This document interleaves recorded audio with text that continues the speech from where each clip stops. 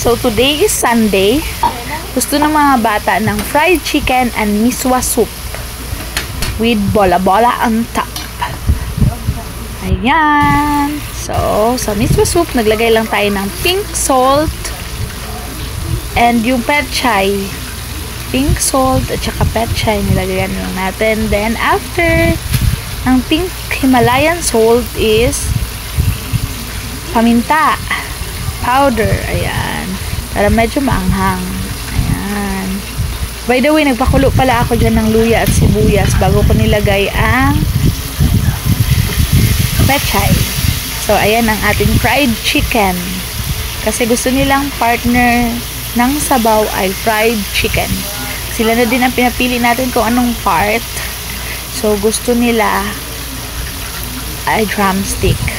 Kaya, ayan, drumstick ang napili natin. So, ayan, kumulo na siya. Lalagay na natin ang 10 perasong miswa. Para naman, ang chicken na hindi healthy, partner natin ng medyo healthy pagkain. Petchay siya na may miswa. And, ginger and sibuyas na pinakuluan. Ayan. Lagay lang natin lahat ng miswa. After natin malagay, mekos-mekos natin. Mekos-mekos. Tayo natin na maluto ang miswa. So, ayan. Naglagay ulit ako ng panibagong batch ng fried chicken. Kasi kulang sa amin yung dalawang batch. So, ayan. Mekos-mekos lang natin. Mekos-mekos. Disclaimer po, guys. Nagugas po ako ng kamay bago ko yan minekos-mekos. So, ayan. Ayan. Coated lang pala siya ng Tasty Boy po. Hindi ko na siya nilagyan ng kahit ano. A little bit of cornstarch para more crispy siya. Ayan. Tasty Boy and cornstarch lang nilagay ko. Hindi ko nilagyan ng kung ano-ano kasi gusto nila itong dinidip sa gravy.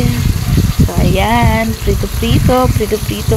Ang paggawa pala ng gravy, guys, ang ginagawa ko lang is a little bit of water, nor cubes, cornstarch, itunaw sa water, paminta.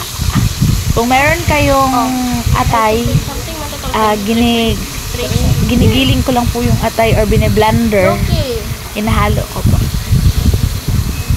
Yan. Chicken liver po. Ayan.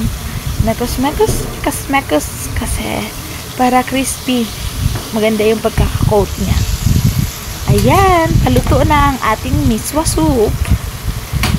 So, ready to serve na siya.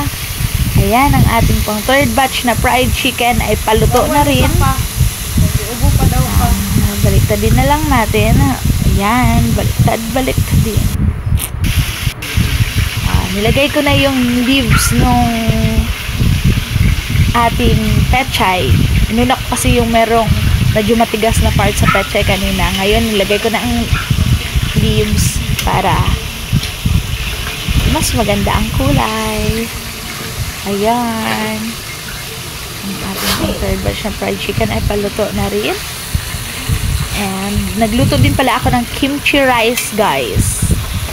Kimchi rice. Hindi ko siya napakita kasi request ng ating baby damulag.